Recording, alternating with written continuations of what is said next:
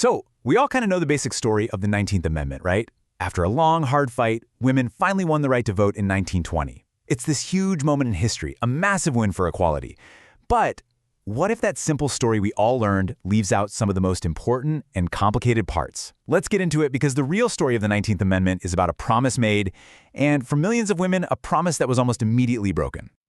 And here it is, the text itself, ratified way back on August 18, 1920. It's just 39 words, but they were supposed to change everything, giving 26 million American women the right to vote pretty much overnight. I mean, on paper, this looks like a total, clear-cut win for democracy. But this is the big question, isn't it? Who was this victory really for? Was it for all women? Or did it mostly benefit some women while leaving millions of others behind to keep fighting for decades to come? Okay, so first up, let's just bust the myth that 1920 was some kind of finish line. Because in reality, passing the amendment wasn't the end of the fight. Not even close. It was really just the beginning of a whole new chapter of legal and social battles over who really got to be a citizen with the right to vote. I mean, the ink was barely dry on the thing when the resistance kicked into high gear. And opponents didn't just, disagree with it. They went straight on the attack, filing lawsuits to literally get women's names erased from the voter rolls. And all that resistance led to this major Supreme Court case, Lesser v. Garnett. So their whole argument was basically that the 19th Amendment was illegal because it destroyed a state's right to choose its own voters. While the Supreme Court unanimously said nope, they pointed out that the 15th Amendment had already done the same thing for race 50 years earlier. So the amendment was legally safe. But the case just goes to show you how deep the opposition really was. So okay, the amendment is legally solid, right? But for millions and millions of women, it was just words on a page. The fight for the ballot was so far from over, it just kind of changed its shape. And how'd they do it? Well, states, especially in the South, just pulled out the same old, ugly playbook they used to stop black men from voting after the 15th Amendment. We're talking poll taxes, literacy tests that were designed to be impossible, and just straight-up violence and intimidation. And on top of all that, there was an even bigger hurdle, citizenship itself. And this is where you see this huge kind of hidden barrier in the law. See, the amendment said you couldn't be denied the vote because you were a woman, but that didn't matter one bit if you weren't even considered a citizen. For example, the Chinese Exclusion Act kept many Asian immigrants from becoming citizens for decades. And Native Americans? They weren't even granted universal citizenship until 1924. And even then, states found tricky ways to keep them from voting for years. But in the middle of all this, there was this glimmer of hope. Leaders like the great W.E.B. Du Bois, he actually thought the 19th Amendment could become a really powerful tool for black communities. He figured it would be a lot harder for states to get away with suppressing the votes of black women. Yeah, that hope, it ran headfirst into just brutal, organized terror. White supremacist groups like the KKK, they didn't care if you were a man or a woman. They used beatings, they used bombings, they used lynchings. Anything to send a terrifying message to any black person who even thought about voting.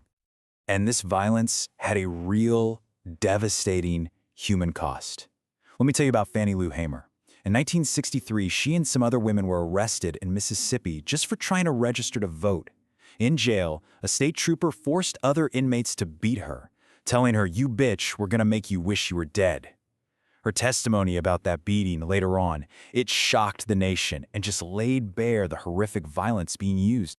So, the incredible courage of activists like Fannie Lou Hamer, it made one thing painfully clear. Just having a constitutional amendment on the books wasn't enough. Not by a long shot.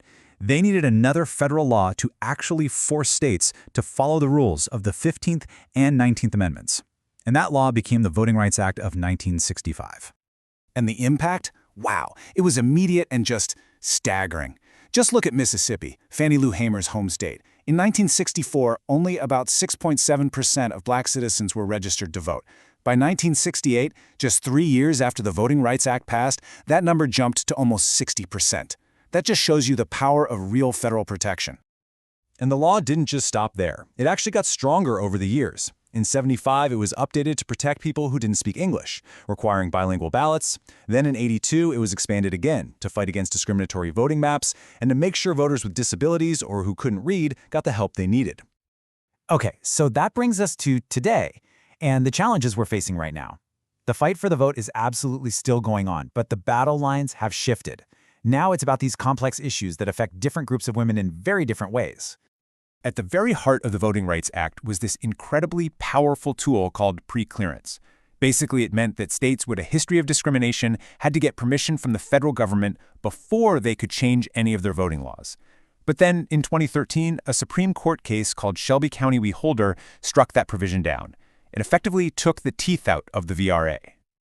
Now, this chart is fascinating. It really shows the result of decades of hard work and organizing. You can see right there how Black women's political power just grew and grew over time. By the 2008 and 2012 elections, that solid gray line, they were actually voting at a higher rate than any other group, period. And what happened when we lost preclearance? The effect was instantaneous.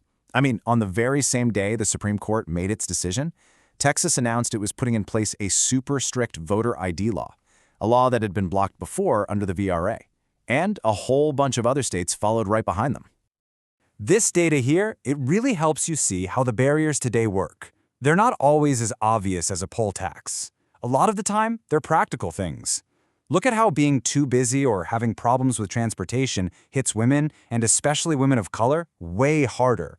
So when you close polling places or you cut early voting hours, it's not a neutral act. It hurts working moms and people who depend on public transit the most.